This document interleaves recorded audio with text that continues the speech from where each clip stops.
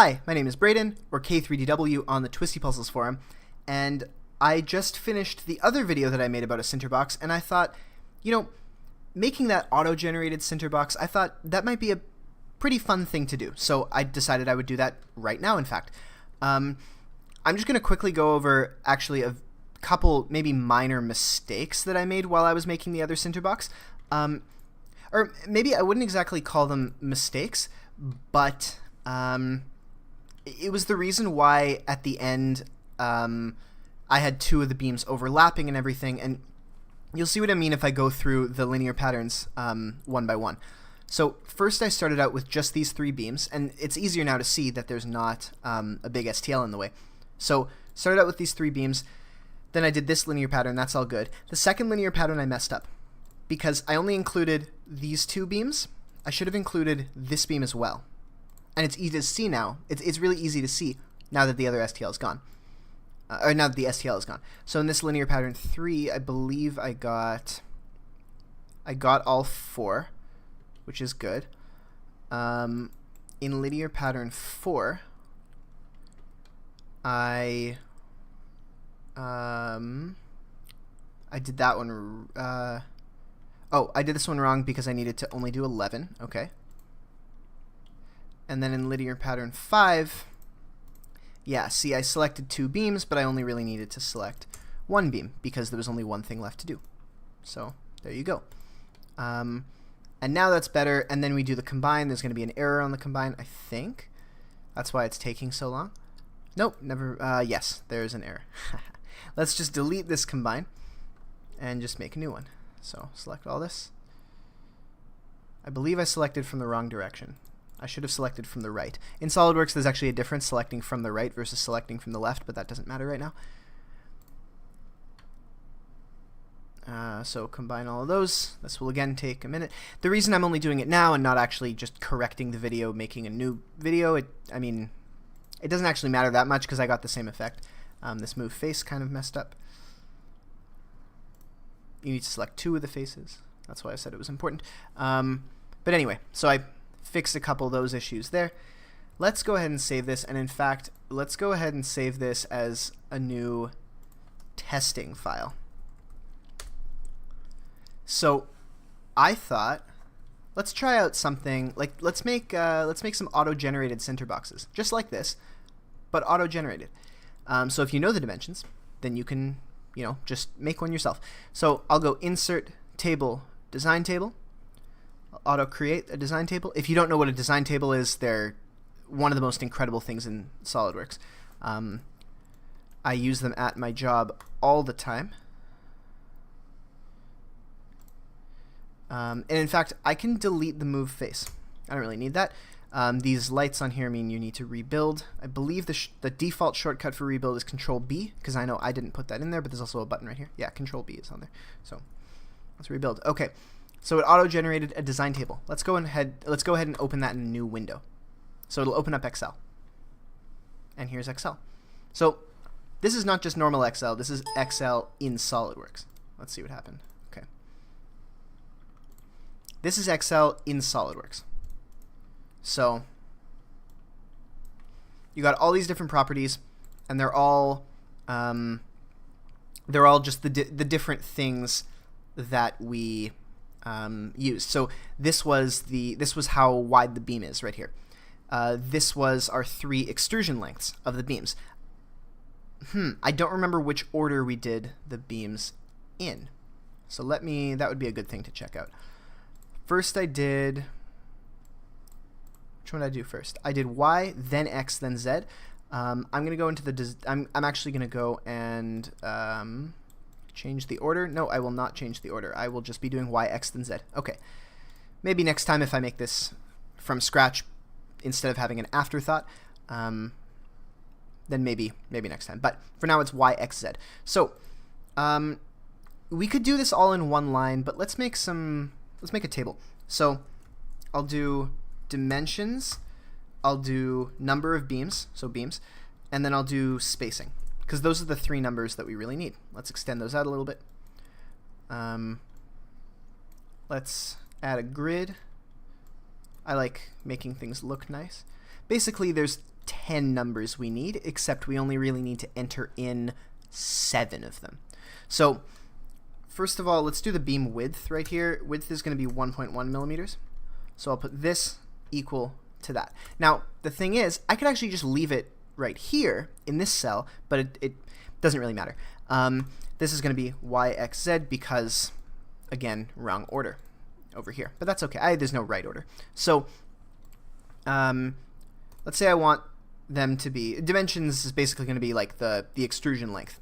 So 85, 80, 85.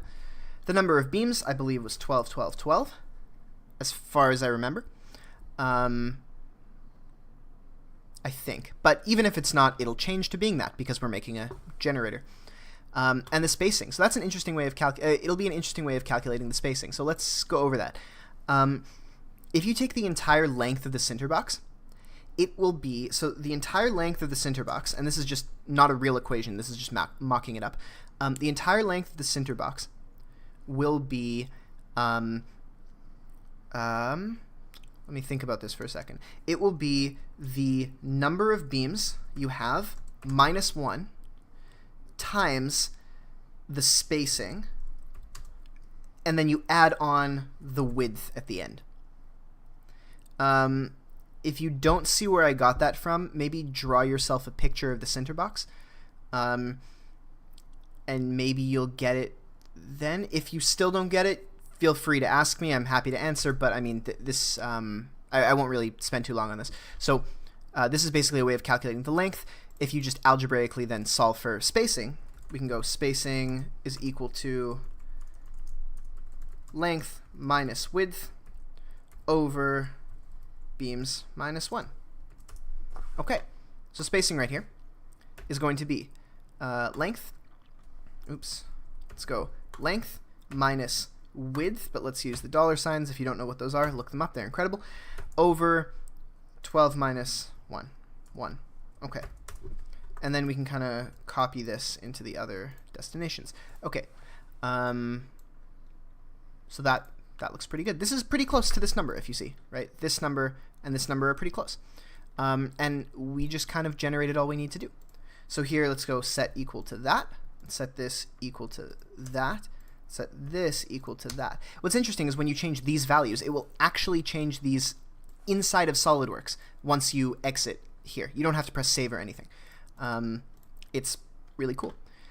So this will be the Y, as far as I remember. This will be how many were in the Y.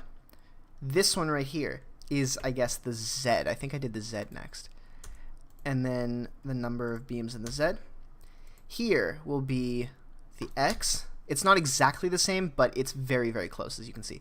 And then here is the number of beams in the X. This right here is, again, the Y. This right here is now the Y, but minus 1. This right here is the Z, and this right here is the Z minus 1. Okay. And so it basically looks the same, except now these are kind of all equations. And so if I change the width of the beam, now stuff changes, right? But let's not do that yet. Let's go back into SolidWorks for a second. While this loads. Okay.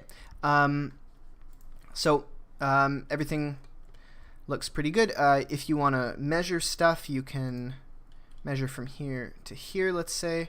Oops, I unchecked that. Yeah, so it's 80 in the X. So, you know, it's pretty good. Now let's say I want to go back into the design table and make the width of the beams bigger, because you can do that. And you can do that kind of automatically.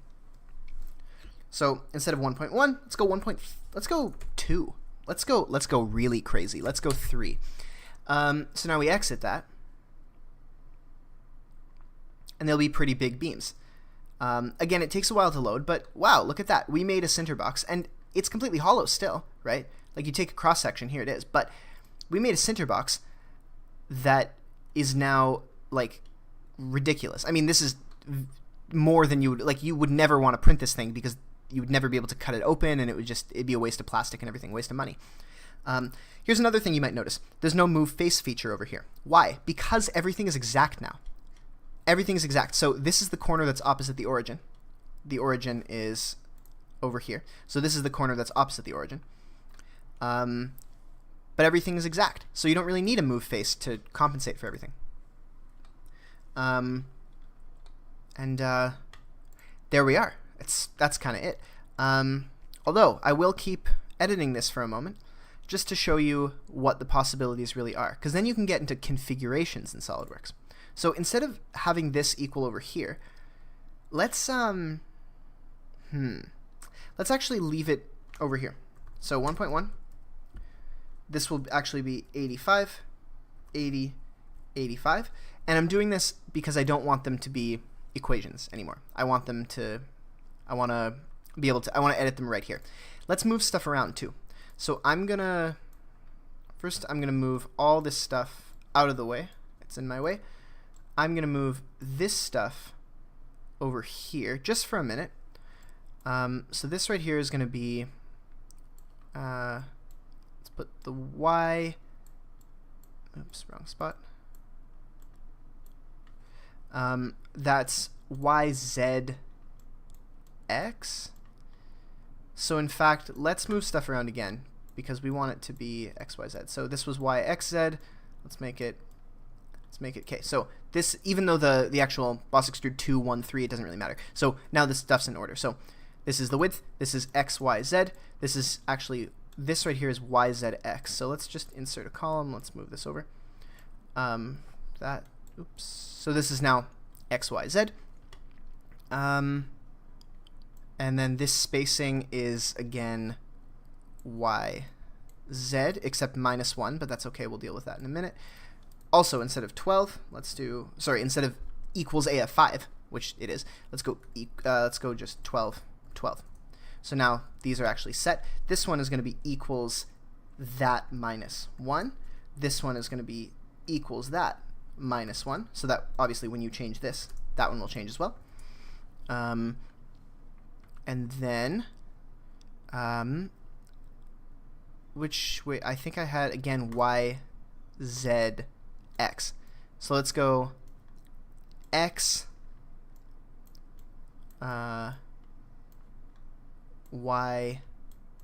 Z, Y, Z. I'm only putting in this order because it's alphabetical. It may not be a good order to put it in, but that's okay. So I'm going to replicate the equation that I did over here. I'm going to replicate it. Oops. I'm going to replicate it right here. So this is going to be equals, and I still have it right here. And it's actually, this is probably a really good thing to keep. I'll keep that, and I'll keep this, but I will delete everything else because that doesn't matter. Let's delete all that, cleaning stuff up. Great. So spacing is equal to the length, which is this, minus the beam width, divided by beams minus 1. So it'll just be beams, beams minus 1. Okay, cool. And that was the same as what it was before. This will be the Y. This will be equals, again, length, but now it's a different length, minus width, divided by, well, beams minus 1 actually already has a value for Y. So this is the Y beams minus 1 right here. This one's going to be similar, equals length minus beam width over beams minus 1. And then this one, I'm just going to set equals that, and this is going to be equals that. Great. We could actually add or remove decimal places. And now this is all kind of driven. So you need to put in these 7 numbers, and it makes you a Sinterbox. Cool, so let's exit that. So now it's a little bit more compact. But why am I doing this? You'll see in a second once it loads. So here's our original Sinterbox. If you notice, I'm in a tab called Configurations. If you know what configurations are, they're really cool. With design tables, you can auto-generate configurations. So configurations is basically when you have different versions of the same thing in your one part file. So let's call it Sint1. It's going to have a beam width of 1.4. It's going to be 70 by 80 by 90, and there's going to be 14 beams, then 11, and then let's do something really low. Let's do 5. Everything else, we're just going to drag down. Okay. Cool. That's good. Let's also make a Sint 2, just so I can prove my point a little bit. Let's make it really small, 0.8. Let's make it like 20 by 40 by 38. Let's make 7 beams, 8 beams, and 10 beams. And then again, everything else, you just drag it. Cool. Let's exit this. It just generated see, the design table generated the following configuration: Sint 1, Sint 2. Cool. Great. So now I can double click on this. And as it loads, oops, this is not good. It should theoretically work. Somehow it didn't, but it should. Maybe Sint 2 works. Nope, Sint 2 also doesn't work. Well, I tried. You get the gist of this, though, hopefully. You know, I could spend a while going in here and debugging everything, but I don't really think that's the fun part. Although I do wonder what's wrong. So that one looks good. What's wrong with that one? That's strange. Oops. That's really strange because it looks like it works. So if I go through every single one, it seems to be all good. Oh, I see the issue. It's choosing the wrong beam. Because I set a different number of beams, okay, it's actually not as easy as I thought it was, and this entire video is a failure. But I'm gonna put it out anyway. Maybe it'll inspire somebody out there to make a proper working version. Maybe I'll make a proper working version. Maybe I'll try. Maybe. That would be interesting. I would like to have a proper working version, but at this point, I'm gonna need to figure something out. So until then, let's go back to our proper working Sinterbox. If you go, oh, is something broken in there too?